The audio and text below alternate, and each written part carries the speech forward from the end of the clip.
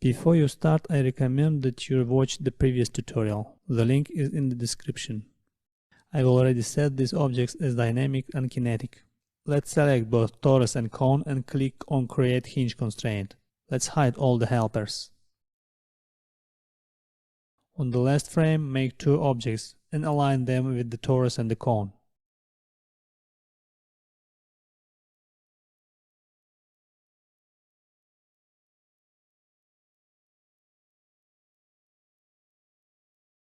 Let's hide them for now. Let's show the helpers. Select objects for simulation. Link them to a finger bone and go to the first frame. As you can see, I get rid of unnecessary bones for a cleaner look. Let's simulate. Now bake the simulation.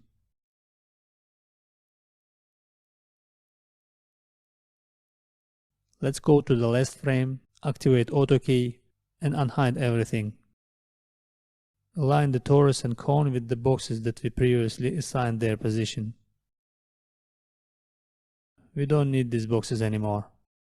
Deactivate Auto Key. Ungroup the original lantern.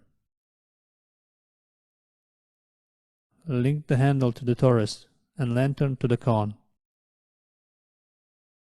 Hide helpers and simulation objects. The rest is the same as in previous tutorial. I hope you find this method with fewer steps useful.